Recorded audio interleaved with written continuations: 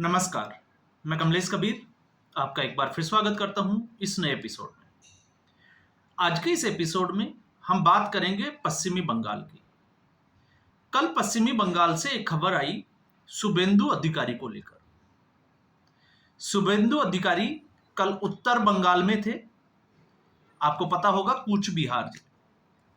तो वहां पर खगराबाड़ी चौराहा है जहां पर 12:30 बजे टीएमसी के कार्यकर्ताओं ने शुभेंदु अधिकारी को काले झंडे दिखाए और फिर उसके बाद में खबर यह है कि गाड़ी के ऊपर जो है वो पथराव किया गया, लाठी डंडे बरसाए गए और साथ में जो पेट्रोलिंग वाहन चलता है, जो सिक्योरिटी होती है, उनकी गाड़ियों के ऊपर भी हमला किया गया।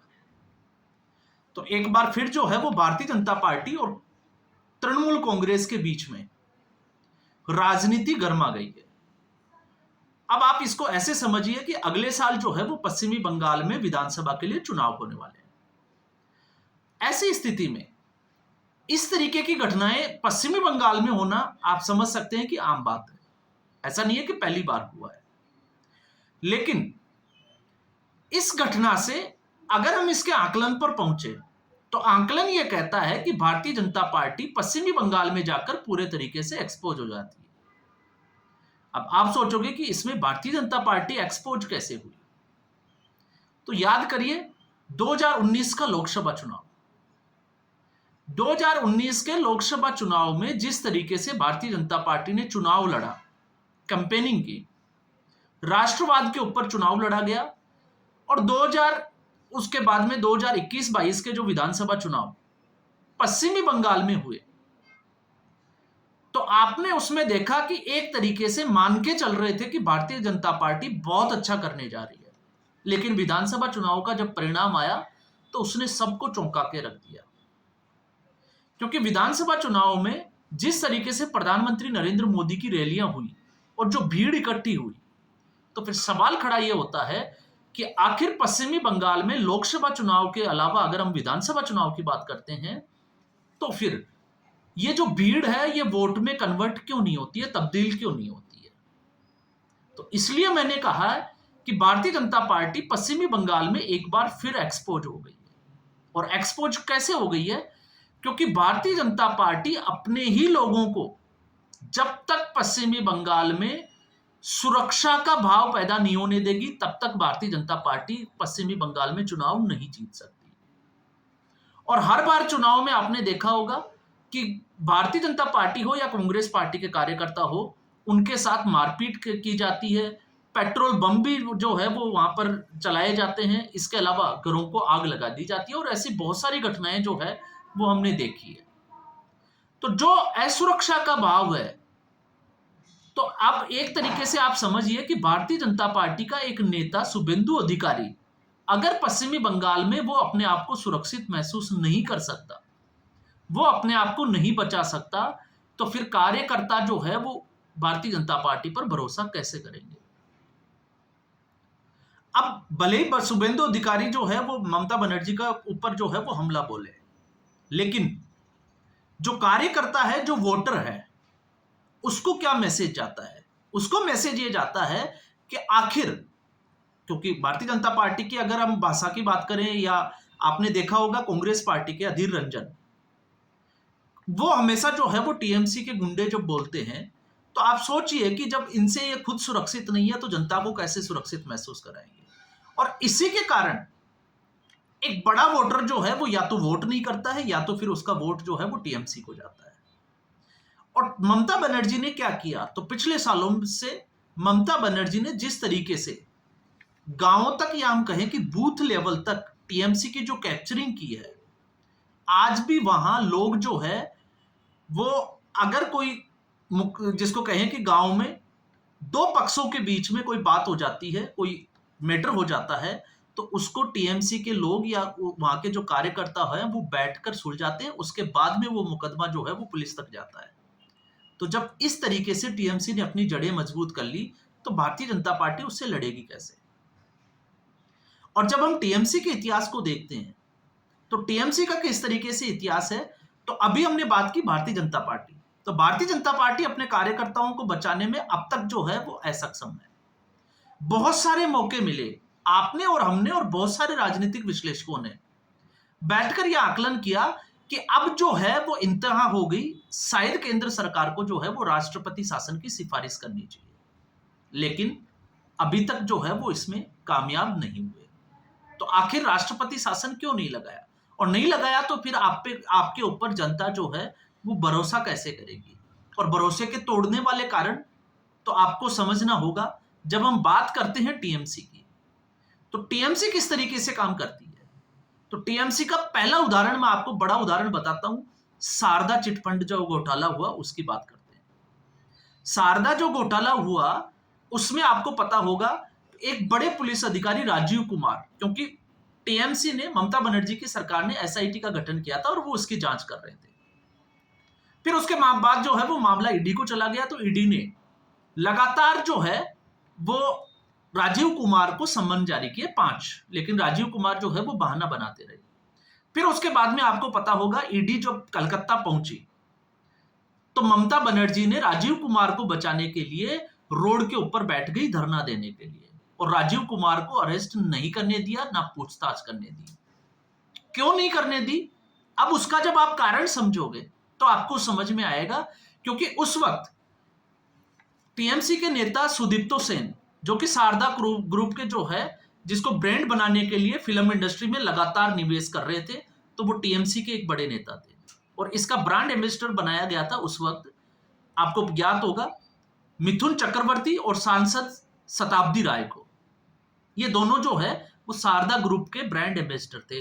लेकिन इसके अलावा आपको पता होगा इसमें टीएमसी के एक सांसद और थे, कुणाल बोस, जो इसके शारदा ग्रुप के सीईओ थे। तो ये शारदा ग्रुप पूरा जो है वो टीएमसी नेताओं से जुड़ा हुआ था। और यही नहीं, कुणाल घोष जो है, आपको पता होगा, शारदा ग्रुप का एक न्यूज चैनल चलता था, तारा न्यूज चैनल, उससे 16 लाख रुपए महीने की सैलरी लेते थे। और फिर इसके बाद में और बहुत सारे, संजय बोस की मैं बात कर सकता हूं जो इससे जुड़े हुए थे। और जब एसआईटी का गठन हुआ तो एसआईटी के गठन में आपको जो जांच की गई उसमें एक डायरी मिली, सुदीप्तो सेन की डायरी। और ये सुदीप्तो सेन की जो डायरी थी, जो ब्रांडिंग के लिए शारदा ग्रुप के लिए काम करता था, उसमें बहुत सारे बैंक डिटेल्स, किसको कितने पैसे दिए, वो सारे कुछ जो है वो लिखे हुए थे। और ये डायरी जो है वो राजीव कुमार के पास थी। तो एक तरीके से टीएमसी को जो है वो पूरा खतरा था कि सरकार जो है वो गिर सकती है, एक बड़ा घोटाला। और ईडी जो है वो इस सुदीप्तो सेन की जो डायरी राजीव कुमार के हाथ लगी उसको हासिल करना चाहती थी, और इसीलिए जो है वो विवाद खड़ा हुआ था। तो टीएमसी, आपको पता होगा उस वक्त ममता बनर्जी, ये खबर है 2017 से लेकर 2019 के बीच की, तो 2019 में राजीव कुमार को बचाने में कामयाब हुई।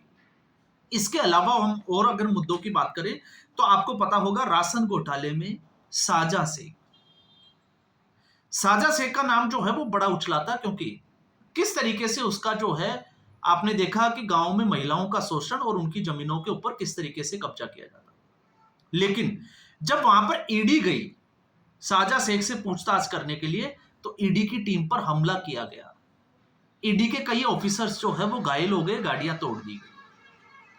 लेकिन इसके बावजूद ममता बनर्जी जो है वो बचाव करते हुए नजर आई।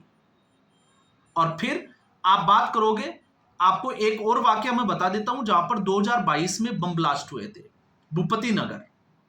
तो बम ब्लास्ट की जो जांच है उसके लिए एनआईए की टीम वहां पहुंची थी, और एनआईए की टीम के ऊपर हमला कर दिया था, जिसमें एनआईए के 2 अफसर घायल हो गए थे। और फिर उसके बाद में अगर हम बात करें बीएसएफ, क्योंकि पश्चिमी बंगाल जो है वो बांग्लादेश की सीमा से सटा हुआ राज्य है, तो वहां पर बीएसएफ के ऊपर जो है वो आए दिन हमला हो जाता है, और उस हमले में कुछ स्थानीय लोग भी शामिल होते हैं। तो उसका कारण क्या है, तो उसका कारण अगर आप समझोगे तो वो समझ में आएगा, जो सीमावर्ती जिले हैं, चाहे वो 24 उत्तर परगना हो या फिर दूसरे मुर्शिदाबाद जैसे जिले, तो ऐसी जगह पर पश्चिमी बंगाल में जिस तरीके से डेमोग्राफी चेंज हुई है, रोहिंग्याओं को बसाया जा रहा है, और जब से रोहिंग्याओं को बसाया जा रहा है उसके बाद से ही आपने देखा कि आखिर बीएसएफ पे हमले का कारण क्या बनता है। तो क्राइम करना, शाम को लौट जाना, ये सारी घटनाएं जो है वो लगातार खबरों में विषय जो है वो बनी रहती है।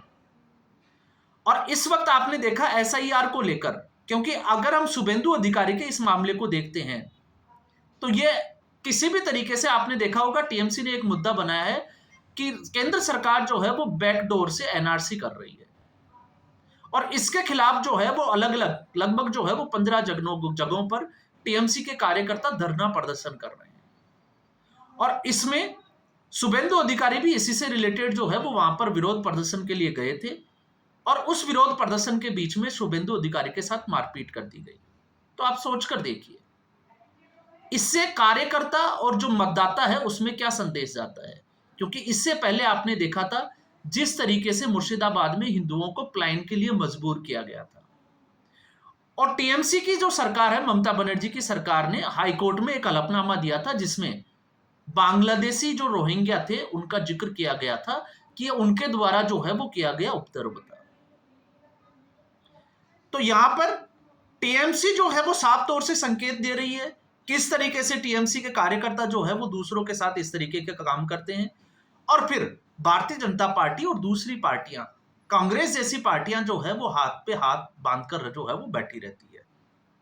तो इसलिए कार्यकर्ता के बीच में असंतोष जाता है, असुरक्षा की भावना, और कार्यकर्ता को लगता है कि अगर उन्होंने भारतीय जनता पार्टी को वोट दिया और टीएमसी की सरकार बन गई तो फिर उनका जो है वो आगे क्या होगा, भविष्य क्या होगा, उनका जीना हराम हो जाएगा। तो इसी को लेकर इसलिए मैंने कहा है कि भारतीय जनता पार्टी जो है वो पश्चिमी बंगाल में एक बार फिर एक्सपोर्ट हो गई है। इसके अलावा भी बहुत सारे मुद्दे हैं जिसके ऊपर हम बात कर सकते हैं, चर्चा कर सकते हैं। जिस तरीके से केंद्र सरकार की जो योजनाएं थी, चाहे वो किसान सम्मान निधि की बात हो, आयुष्मान कार्ड की बात हो, या फिर कोई दूसरी, तो लगातार जो है वो ममता बनर्जी मुखर होकर केंद्र सरकार के विरोध में खड़ी रहती है। तो सीधे तौर से नरेंद्र मोदी सरकार को चैलेंज करती हुई नजर आती है, और हर बार हम देखते हैं कि केंद्र सरकार जो है वो खामोश रहती है। तो इसका खामियाजा 2022 में भारतीय जनता पार्टी पहले ही भुगत चुकी है। तो क्या 2026 से पहले भी उसी स्थिति में भारतीय जनता पार्टी है? तो आज के शुभेंदु अधिकारी के इस घटना को लेकर हम कह सकते हैं कि भारतीय जनता पार्टी ठीक उसी राह पर है जिस राह पर 2022 में थी। तो आज के एपिसोड में बस इतना ही। उम्मीद करूंगा ये एपिसोड और वीडियो आपको पसंद आया होगा। वीडियो को लाइक करें, शेयर करें, चैनल को जरूर सब्सक्राइब करें। धन्यवाद।